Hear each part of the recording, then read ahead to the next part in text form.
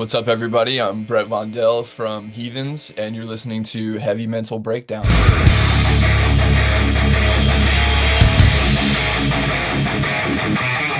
Brett, welcome, man. Thanks for having me, man. I really appreciate it. Yeah, no problem. I appreciate you coming on. Before we started recording, we were talking a little bit about the album art. It definitely caught my attention there. Why don't you tell us a little bit about that first? So, the album art has little collage piece that I did of a Hydra that has vicious dog heads. And obviously the song is called Touch of the Black Dog. Yeah. And because, the lyrics have, there's a lot wrapped up in them, but one of the big metaphors is for depression. And it's kind of like seeing depression as like a sort of devil that, haunts you. And, one of my favorite depictions of Satan is the Hydra. So I went with that. Okay. Also, go ahead. sorry, bro. Also, we were kind of, I love album artwork. I love making stuff, and so two of my favorites are that Atreyu album cover with the ship. And Okay, yeah. That's the one with Becoming the Bull on it. exactly, yeah, great record. Yeah, I love it. And there's a little bit of Every Time I Die influence in there, as well as the Turbo Negro Apocalypse Dudes. Oh, okay. Cover. So yeah, Yeah, there's all that in it. I saw it, and there's like a little bit of like a fold in it too. It almost looks like an old movie poster or something like that. love some good texture, of course. Yeah, absolutely. So tell us a little bit about Heathens. Where are you guys out of Philadelphia, Philly area? So we're South Jersey, so Oh, okay. basically, you know what I mean? Yeah. 3 out of the 4. Our guitar player's from Baltimore. Okay. So yeah, we're a little all over the East Coast, but mostly Jersey. Cool. So tell me a little bit about the band. When did you get started with this whole thing? So Heathens is only a year and a half old. I don't know. Okay. I get confused in my head sometimes because we had this weird thing where we started the band and wrote the songs, and as soon as we were like, all right, let's get some shows, guys. Our drummer Creason had a shoulder injury, so that took him out for most of the year. So Wow. we've been an active playing band for a year and a half now, but the actual age of the band is probably more 2.5 years. Okay. Yeah. Why Heathens? What does that mean? What is that name? So there's with probably most of the answers I'll have for your questions, there's a lot of things kind of tied up in it, but I liked I like a lot of religious imagery and stuff, and so there's that to it, and it's a person that doesn't believe in any sort of organized religion or any certain deity. But also, there's also the vibe of our band where we're kind of just little menaces. So I feel growing up I heard that word a lot to describe just sort of unruly children. So Okay. I just felt it was a perfect, it fit our personality. So you say you like religious kind of artwork. Yeah. Are you religious? Does religion play a part in your music? It absolutely does, but in the way that of my religious trauma. I tried it when I was a kid, and it didn't go super great. So Was it like a school, like a private, no? So yeah, I feel that's a pretty common story, but mine. Yeah. I tried it on my own. My dad was a heavy metal guy. He was the one that grew up. I grew up listening to Motley Crue and stuff because of him. Shout at the Devil and all that. So Yeah. But really, what it was, if I'm honest, was these 2 girls that lived down the street from me. I wanted to be friends with them when I was a kid. So, and they had the Christian household, so I would go to church with them, and fill my head with a bunch of stuff that would scare me out of sleeping for the night. So that's how it happened. Yeah, there definitely is some very creepy imagery when it comes to Yeah. all that. Yeah, I'm, and also I think as like a writer who, like I'm into like metaphors and, like strong writing and stuff like that. I think like the Bible has like a lot of it. You know what I mean? yeah, There's a lot of great like just lessons in life in there, you know. yeah, yeah, I like that. So we are breaking down a song today called "Touch of the Black Dog." And it says single on here, and there's another song on there, Body of Lies. When did this come out? I know it says 2025, but yeah, around what time did this come out? Yeah, we only put I forget exact. Oh, we put it out in like on the night before Halloween actually. So Oh, it's cool. been a few months, yeah. And how is your fan base receiving these two new tracks? Actually, we're a brand new band, so we're Hmm. building our fan base. But I will say, I can honestly say, these two tracks have gotten, they are consistently like our top streamed stuff. Oh, So, cool. and it always gets a really good reaction live too. So it's the response has been good. Nice. Is this so? Since you guys have been around for a couple years, this wouldn't be your first release, would it? Or is this kind of the first intro to Heathens? No, we had an EP before this, but Okay. I think that this new single is a more honest, Hmm. like first introduction to the band because the Okay. EP was written before like a couple of the guys were in the band. So Hmm. these new songs are like, a more updated, like honest depiction of what we are now, as opposed to what the our last EP was. Okay. Um, was there anything that sparked that? I mean, you were saying that there was new members coming in, and you wanted everybody to feel a part of it, but you said it's a little bit more personal. Was there anything that kind of sparked a change in your writing style? No, it was more just like a thing where we were just figuring out like what we wanted to do, kind of like Gotcha. just Yeah. organically kind of like evolving. Me and the guitar player Eddie, we started it together and we figured like, let's just write some songs and see how they go and see if, other people want to play them with us. And then that's what happened. So, Hell yeah. Cool. Well, I'm stoked to listen to it. I don't know if I told you this, but I have not heard this track yet. oh, So I'm pretty excited to dive into it. All right. This is Touch of the Black Dog by Heathens. Let's break this track down. These kids are all TV babies. Watch me fucking some time now.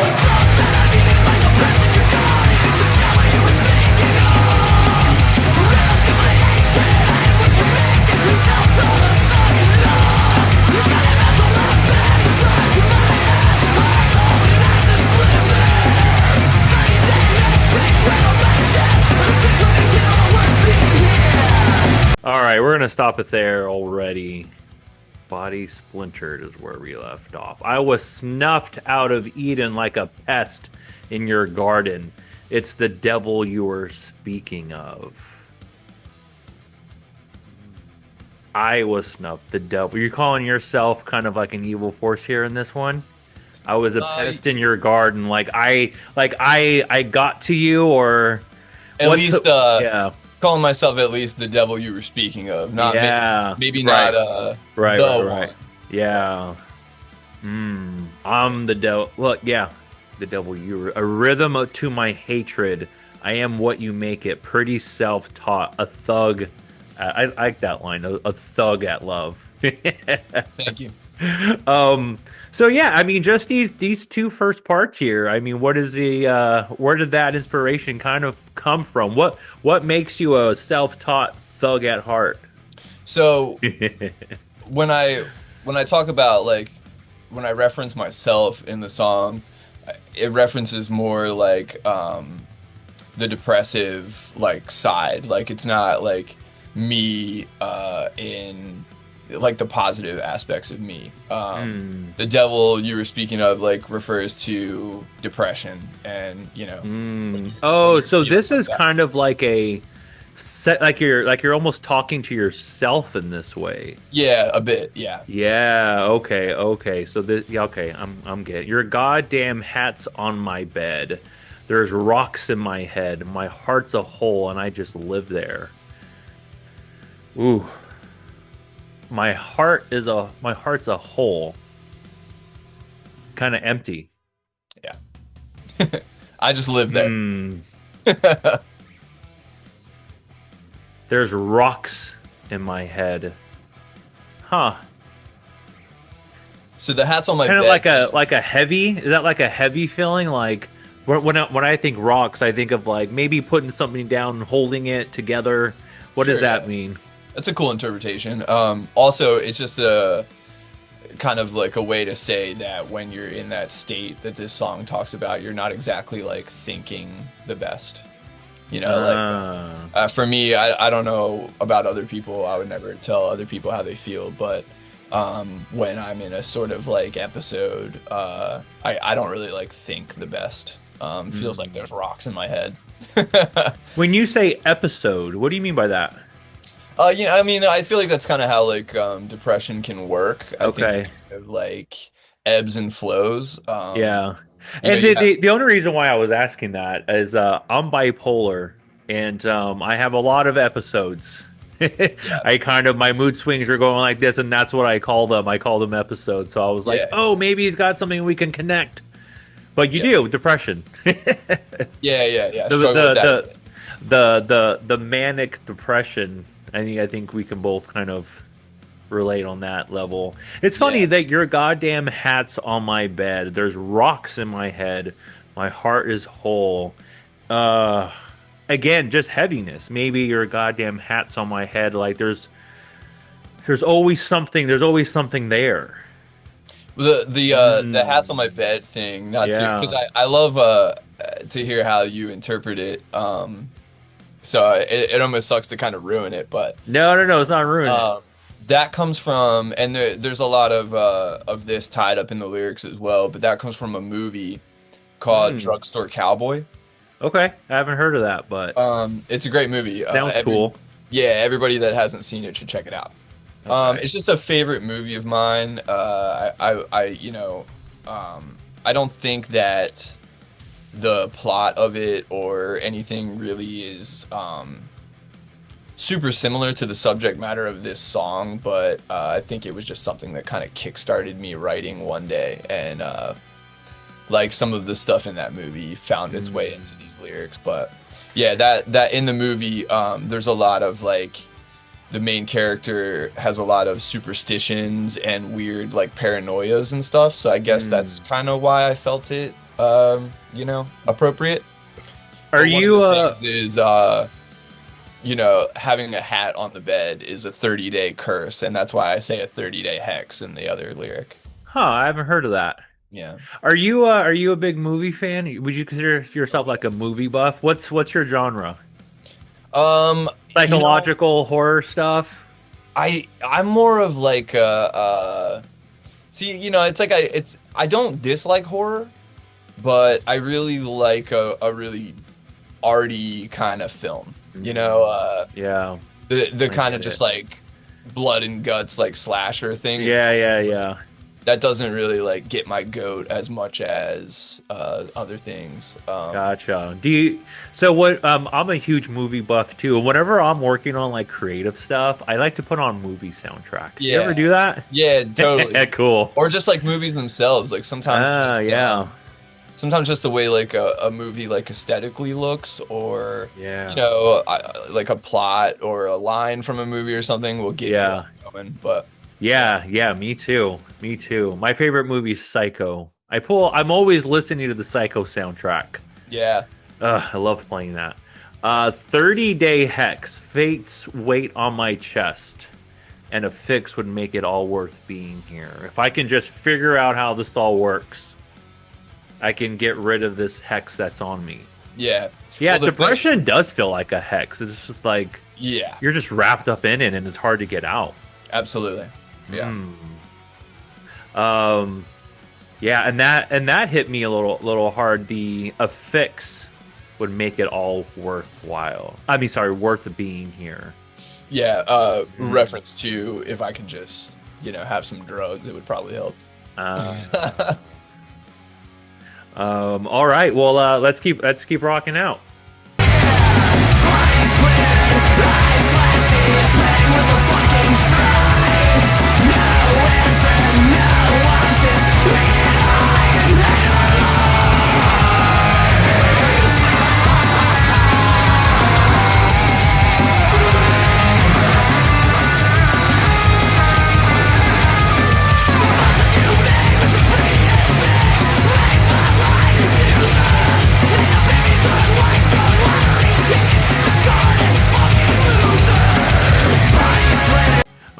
All right, we got some stuff there. Body splintered, eyes glassy. Is praying worth a fucking try? When I think of right here, you say praying and glassy, it just reminds me of like the glass in church, and Cool. it's just like kind of in a way, it's just like eyes glassy, like you're being affected by it, like it's having this effect on you in a way. And it's like, is this even worth bringing in? Because I'm not really like a religious person, but whenever I'm in a church or something, I'm just like, wow, this is really nice. Yeah, This is really for cool. It is really For cool. But there's times like when I'm really going through it, I'm just like, I don't even want to be in this place. Like these images don't mean anything to me. Yeah. Is Yeah, being I'd love to- being here even worth it? Even though everybody says it is, and we should believe in this. Not everyone, but yeah, it almost seems like what's the point of even being there? That's what I get from it. Or like being drunk or being high or something, and it's just like kind of makes your eyes little glassy. Body splintered. Tell me about this line. So that just kind of refers to the way that a lot of people kind of deal with their episode, I guess, if we want to call it that. Yeah. Or, whatever predicament they're in. And with the like the drugstore cowboy stuff that I was talking about, that's definitely how the character in that movie deals with his issues. Is, just like using drugs and stuff like that to kind of like push it. To numb it. Yeah. Yeah. I think the body splintered, eyes glassy thing is just kind of like how the kind of state you can get yourself into. You can be like pretty much in pieces and yeah. Is praying worth a fucking try? I know when I'm really deep in stuff, I'm like, what do I got to do to snap out of this? Yeah. I'm like, should I pray? Yeah. Or is it not even worth yeah. it? Is it going to do anything? Am I just wasting my time here? I think I've gotten myself into a state where I might have like turned to prayer. Yeah. No, I totally have too. No answer, no option. We get high and hate our lives. Yeah. Just referring to the kind of like helplessness, you can feel sometimes. Yeah. And this almost kind of answers your previous question. Like, is it worth a try? No answer, no option. It's almost like, nope, that's not even an option right now. Like, I'm so into this. Let me get high to numb it, and then while I'm just chilling and relaxing, I'll reflect on myself and still be pissed anyway. But I'll feel a little bit better. Yeah, I think like, it's just like kind of venting about the fact that like you can kind of be in a place where you're a little bit stuck. You don't know like, what to do. Not everybody has like a great support system that they can go and talk to or whatever. So yeah, I think this song is good for just kind of like venting those kind of frustrations. So you say you're like a support group and people around you helping out. How is your relationship with your band? Do you feel like kind of a band practice and getting the stuff out is almost like a release in the therapy for you? Oh yeah. And I mean, with my bandmates too, we're all kind of people who have, been through things, dark times, addiction stuff. We all have those stories and those experiences. So, we've all come out on the other side of it better people. So, Awesome. In my band, I feel really blessed about like how much help there is to be like given or like received. Yeah, I mean, to have one person in our lives that like are there for us, that's awesome. But when you have Yeah. this like group of people, Yeah, I feel really lucky about that. yeah, that's awesome. The monsters you made with the prettiest names, raised by lying abusers. Oh, I'm divorced, and it was a pretty bad one. And the monsters you made with the pretty, like, I almost kind of go to her parents a little bit. I'm like, you created this monster. Yeah, It was a is bad bad. relationship, even with the parents, and it was just like they lied a lot, man. There was a lot of lies going on.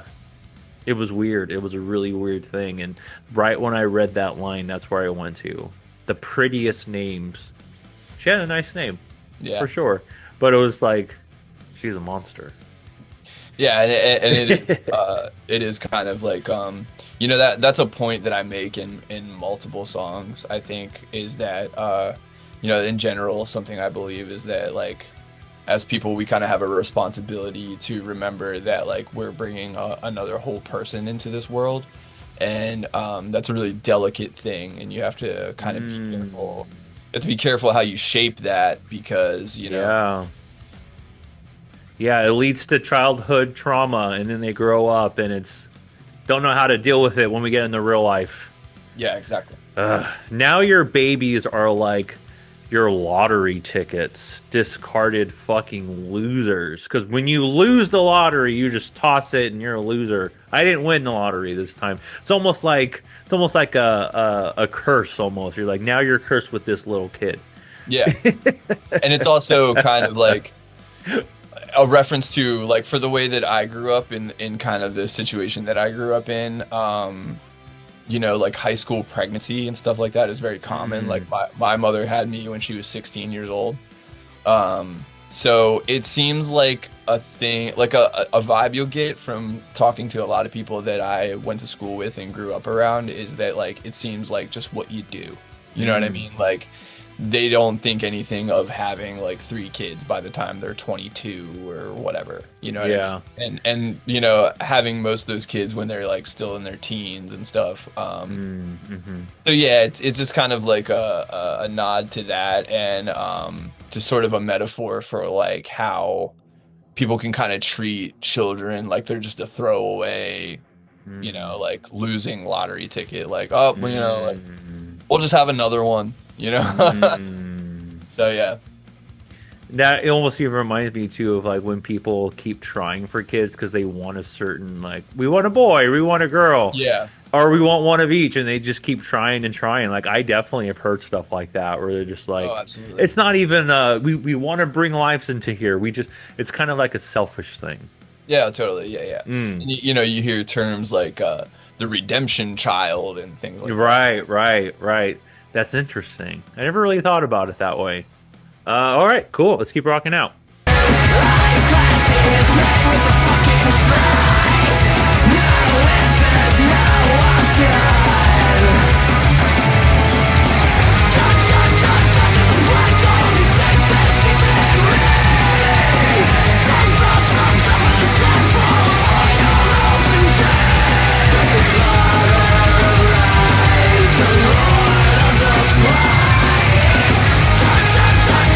Break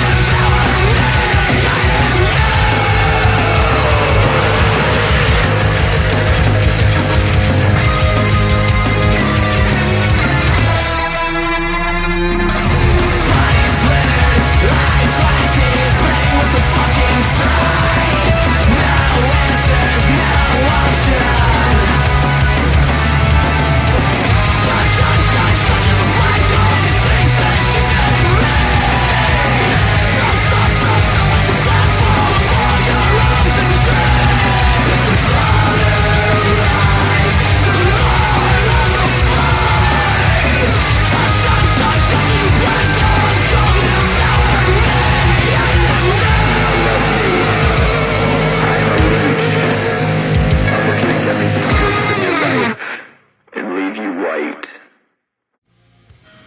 Interesting. Okay, I got questions. Well, first off, that was Touch of the Black Dogs by Heathens. I think my first question for you is Touch of the Black Dog. What does that mean? So, it's an old like I forget exactly from what time period. I want to say like medieval or something, but it's like an old metaphor for like depression, like being down or being sad. Oh, okay. Oh, Touch I of the haven't Black heard Dog. that. Maybe I have and just haven't Oh, that's interesting. Yeah, Black Dog being like I guess the personification of like bad feelings. Yeah. Some of those lines at the end there. Let's go back. Touch of the black dog who sinks its teeth into me. Yeah, I mean just the depression coming in. Yeah. Suffer the sad fall from all your hopes and dreams. You know, I was gonna say something earlier, but then I was like, I don't know if it really relates to this. But you know, you're talking about having kids, and you know, even younger, like in high school, having kids and stuff. I definitely knew. I have like 3 cousins who had kids in high school, and I knew a lot of people in my middle school even got pregnant, and it was kind of wild. I was just like, wow, they're doing the thing already. Good for them. But like right now, I think. Because like that's kind of like the American dream, like you have kids and you have a job, but I feel like today that is just so fucking hard to do. Yeah. Like I don't know if I'll ever own a house. You know what I mean? I don't know. And so Touch of the Black Dog who sinks its teeth into me, suffer the sad fall from all your hopes and dreams. I mean, I remember when I was growing up, I was just like, okay, yeah. I mean, this is what you do. And I did have a dream of, and hopes and dreams of, owning a house at a decent age, or career would go a certain way. And whenever I think of that, whenever I think of my hopes and my dreams that I haven't done or achieved yet, I kind of fall back into that depression because I'm like, fuck, now what? Right. Yeah, and that's a cool way to interpret it as well. Yeah, I think when I was writing it, it was more like how things like depression and sort of just letting yourself kind of like sink in it can ruin other things for you. Yeah. But I think both those things are perfectly true statements, you know, that the lyrics kind of reflect. Yeah. And you had brought up earlier too about addiction. I mean, there's lines in here that can totally relate to that too. Yeah, for sure. Like suffer the sad fall from all your hopes and dreams. It's almost like I'm doing this to myself. Like I know the alcohol or whatever it is isn't good for me. Yeah. And now I'm at a point where like maybe I'm addicted to it, and just like all these things around me are just now. Yeah, you know, like using vices to just numb it instead of fix it. Yeah, that's the whole thing. Yeah. Yeah. And it's the father of lies, the Lord of the Flies, the father of lies. Is that kind of going back to religion? Yeah.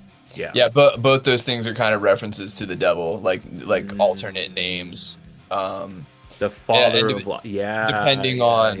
Depending on how deep some of our listeners are in demonology, they'll get that, or they'll be on here like correcting me. But, trust me, I know. It's just for the lyrics, that's how we're using it. Come devour me, I am you. I have turned into this kind of beast that I didn't even know.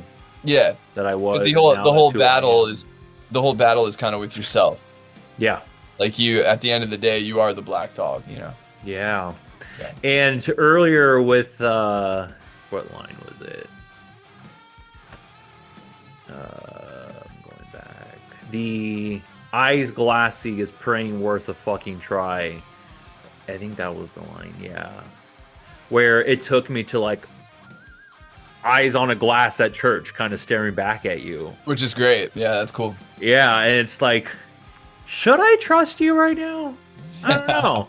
Yeah, and then you talk about it's the father of lies. I actually thought you were talking about like maybe who even knows if God is real? Who knows if all of this is even just a lie to us?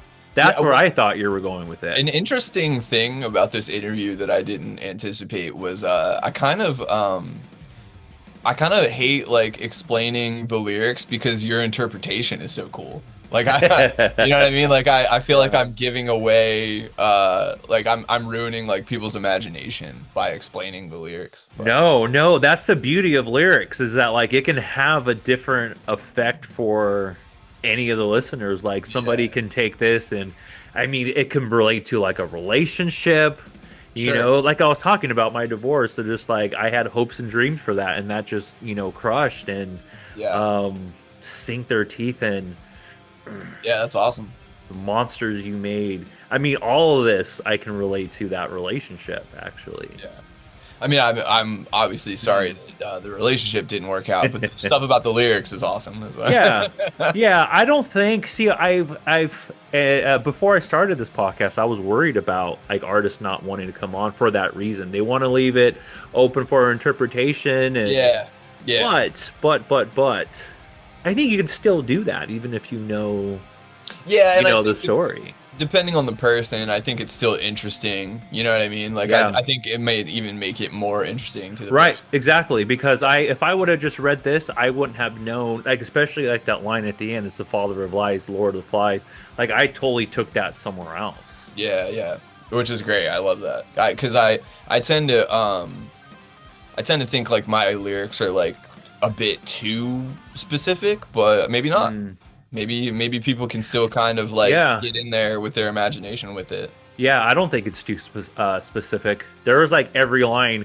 I kind of had to sit on it for a minute. I'm just like, which way can I take this? Because I know I can take this like 3 different ways. Yeah, the monster, the monster is the addiction. The monster is the relationship. The monster is even the career. Like, why am I doing this right now? Yeah, that's cool. Interesting. After well, you said this is kind of a common theme in a lot of your music, like these kind of lyrics and stuff. Yeah, like depressive.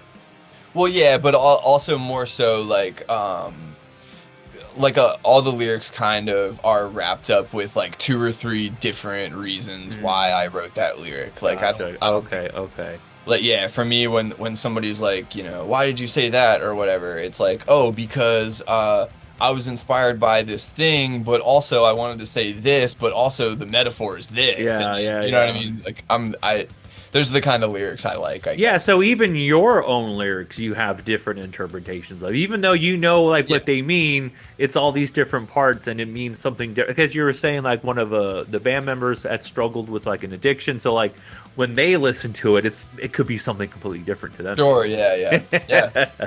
Even though they're in the band with you and they know what it's about, they know the story behind it, but they pick out their part and they're like, "This is my favorite thing is when my bandmates think I was saying something completely different than what I was actually saying." Too. Yeah, it's fun when I love having bands on, like the whole band or like a couple other members, because that happens a lot. Like people would be like, you know, we were so busy with the recording and we needed to knock these lyrics out, and you know, we did it, we put it out. But they never really sit down and have a conversation about what these tracks mean. Yeah, no, my band is one of those bands, like, they don't really give a shit what I like, as long as you know, like, it rocks, like, as long as I'm not like yodeling or doing some weird, you know what I mean? Like, they trust you, you know what I mean? They're like, you know, he's gonna write something cool, it's gonna have a meaning to him, he's gonna pull all these things out together. But it's interesting when I interview other members of bands, and they were just like, I had no idea that's what it even meant. And it kind of has like, this cool band moment of like, oh, okay. Yeah, my drummer's like that. Like he's like, oh, I didn't know you were saying that. That's awesome. Like, but then there's like my guitar player. He doesn't even. He does not care. Like, Well, there's people like exactly like your drummer. You're just like, oh, that's awesome. I didn't know you meant that. So it means this and that. And I think a lot of fans can do that too. A lot of fans can do that too. Yeah, for sure. And it makes the music like that much more interesting. So. Exactly. Yeah. I definitely don't. You know, I like. I've always liked lyrics and lyricists where, you know, it feels like you can read the lyric sheet like all day. You know what I mean? You know, the kind of like, you know, we play hardcore, and a lot of hardcore is kind of like, you know, the kind of like base level is like, you know, you stabbed me in the back, and like you know, you broke my trust and things like that. Yeah. And that stuff's cool. You know, I like a lot of records like that, but Yeah, me too. for me, like, I just always like, you know, I guess I just always had an interest in stuff that you could just really dig into, and Yeah. Yeah. Me too. That's why I do this every day. yeah, Like, let's dive into this. So yeah, What does it mean? you obviously get it. I get it. I get it. So when you write music that's so personal to you and vulnerable to you, how does it feel when you release it? Like when you put it out and you're like, this is what I feel, this is what I'm dealing with. This is what my band actually is dealing with. We're all adding some stuff. How does it feel when you release it? Is it kind of like a weight release for you? Like you can let some of this stuff go and with the release of it, or how does that work for you guys? Yeah, I mean, for me, it's definitely like a release. It feels good because I think like my whole life, and I've been in bands and like starting bands and doing bands since I was like 12 years old. So like for the majority of my life, I've found that the best way to like communicate at all is through like songs and writing lyrics and all that stuff.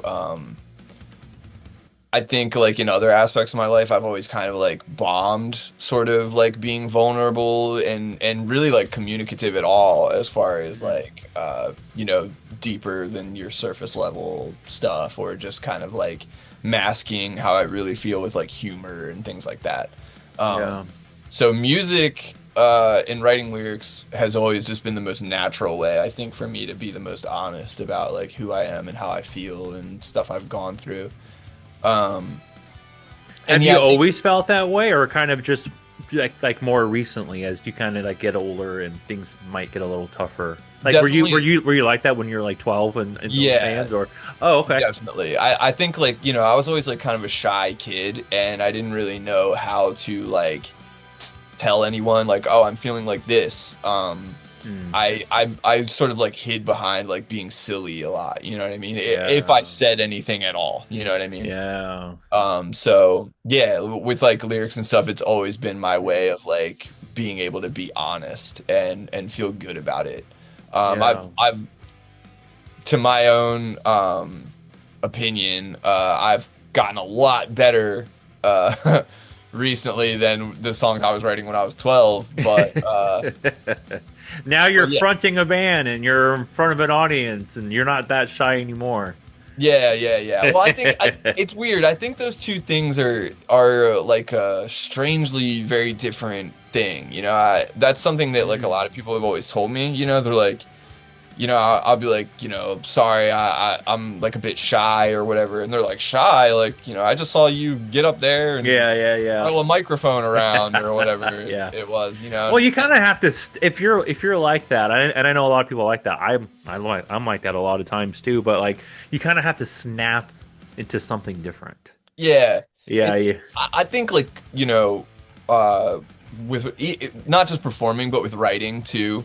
That's always been like my place where I feel safe to like, I'm like, oh, now I can be who I am. Right. You know what I mean? Right. I can finally be me, or the version of myself that I wish I was more daily, or something like that. Yeah. Whether there's like 5 people listening or 500 people to a song or to a performance, you know, for some reason in that place, that's where I feel like I have no inhibitions about like saying what I want to say, doing what I want to do, you know. So, yeah. What is your go-to band or track when you are in that depressive episode? What are some of your go-tos? I was gonna say I got a few. Yeah. So it depends on the vibe and how exactly the sadness is hitting me. Sure. But I would say the ones that I reflexively go to, like the band Blacklisted immediately comes to mind. Blacklisted. Okay. American Nightmare for sure.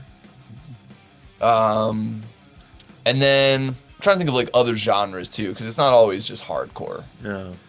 You know, I like a lot of like Velvet Underground. They're cool. Yeah, for sure. Anything, like that is always good. Yeah, I really like Unbroken is another band. I mean, that's hardcore again, but Yeah, is it because of the lyrics or just how it makes you feel? It helps you kind of snap out of it. you know what? Both.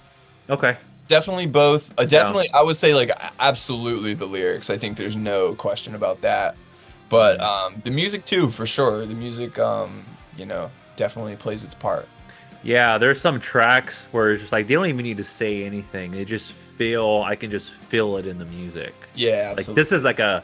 this is an inspirational kind of track, or if it's an acoustic and it's just like some chords, I'm like, oh, this might be a sad one. Yeah, no, there's tons of influences too. I was trying to think because I like music of like all kinds of genres. Yeah, me too. There's some rap music that I fuck with when Me too. I'm feeling like that. So Yeah. like that I don't know if you like Mobb Deep at all, but Yeah, absolutely. that Infamous record is a super dark. Like honestly, like I would call that one of the first like emo rap.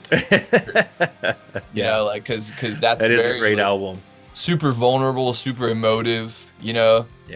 And just about like real life stuff. So Yeah, they had shit to say for sure. yeah, man. Yeah. I want to look into their history, like who they were before they got Oh, that man, band. Like, I wonder.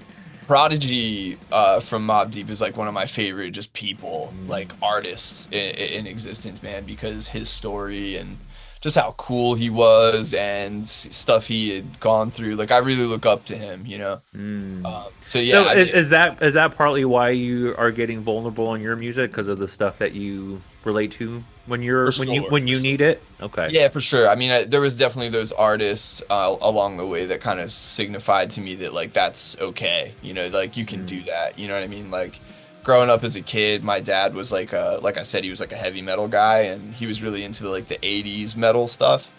So a lot of that, that was cool because like those bands looked cool and they were like playing these big stages and all the girls were going crazy for them and like Yeah, they weren't being too vulnerable at the time, so it's kind of like or like if they Yeah. were, it was about things that like I didn't understand at all. You know what I mean? Like, Right. When Right.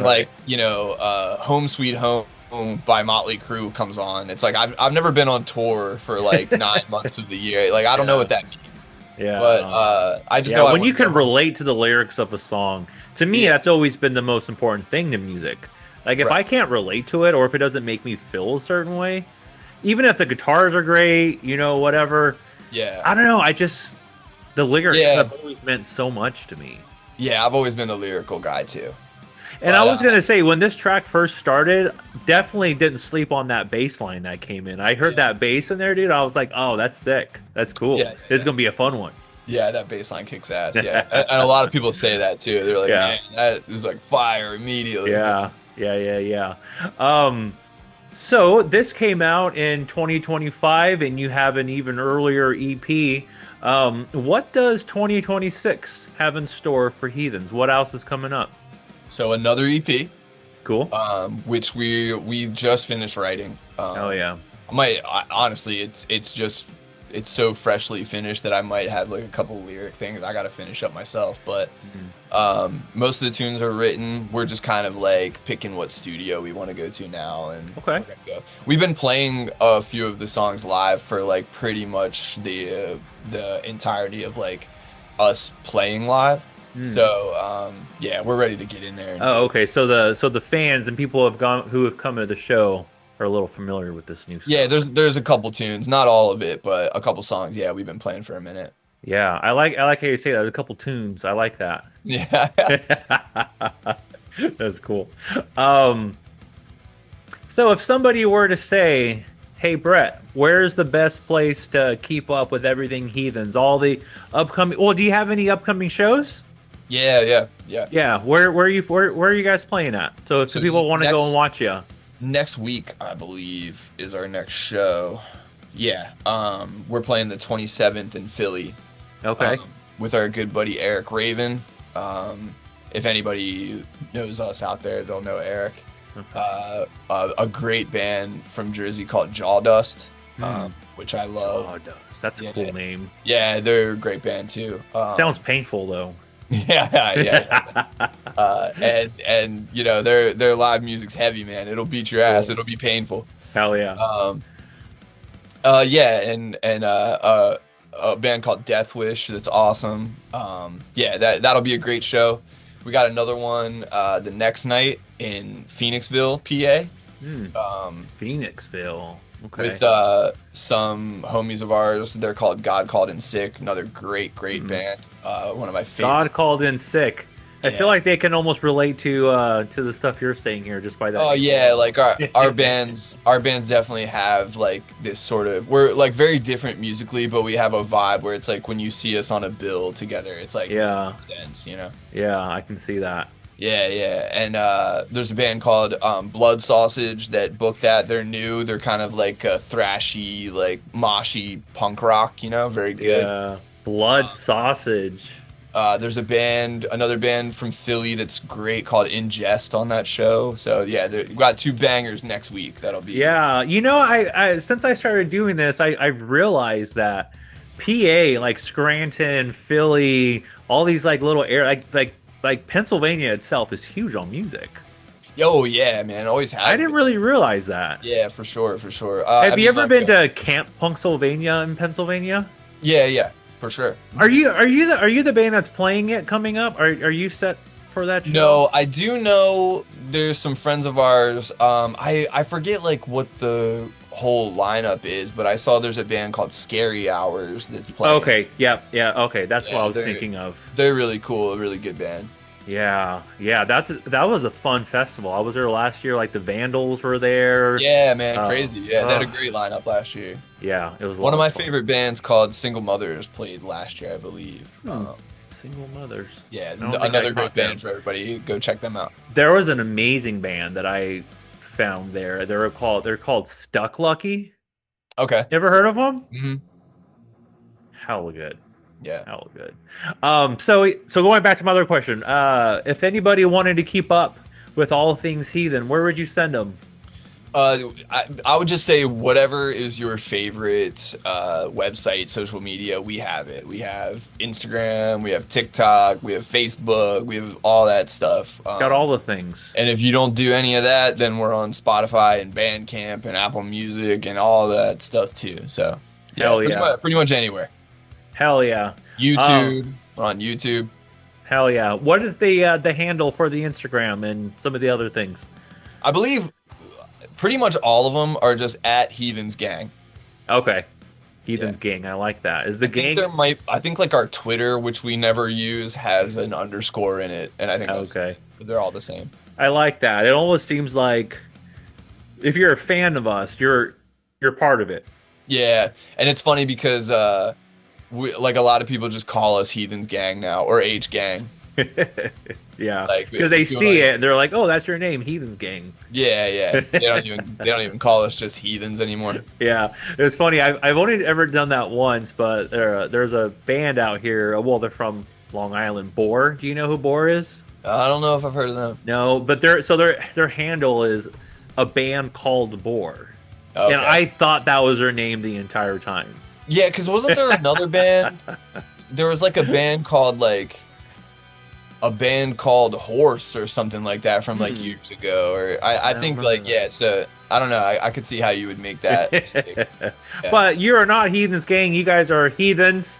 And the gang is now me. I mean, we'll accept Heathens Gang. We'll accept H Gang. Cool. Yeah, we're good with any of that. That's cool. Yeah, that would actually kind of be a cool merch item. Like. Yeah, I'm sure. Like probably do that in the me and my drummer, we do like stupid like outdated like slang terminology. Like we love talking like that. Like that's cool. The more outdated and annoying that it is, the more we like using it. Yeah, and I kind of caught that when you said tunes. So I'm like, no one calls their tracks tunes on this thing, but I like that. So we call ourselves Beathens a lot, which is like how you know like Crips will take like the first letter of a word and make it a C. We were doing it with like That's Bloods true. because they don't do that, so it doesn't make any sense. Yeah. So yeah. So we all also Heathens is an alternate name for our band. So I dig it. we have like 5 names. Heathens Gang.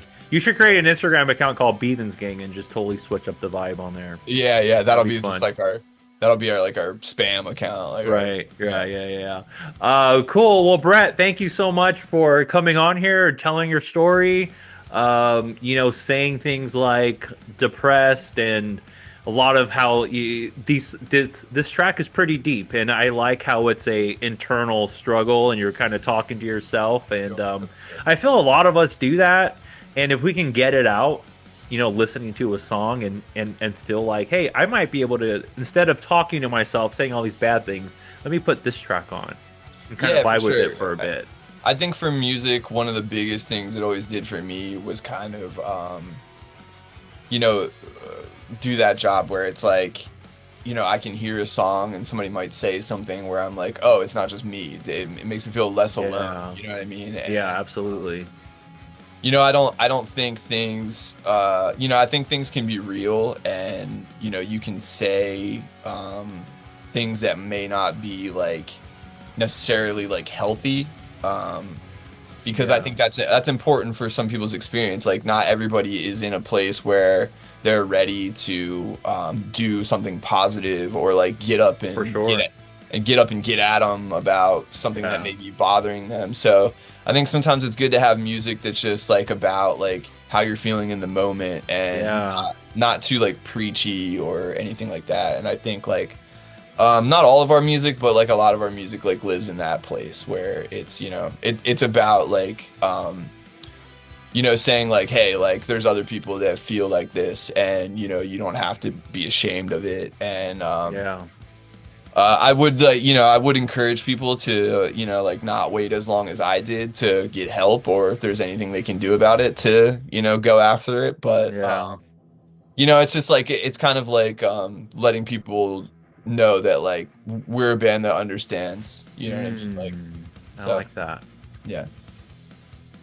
Yeah, music has always been my escape, and sometimes there's just certain things, even if there's like a bad thing like you were saying, sometimes it feels good to scream it out.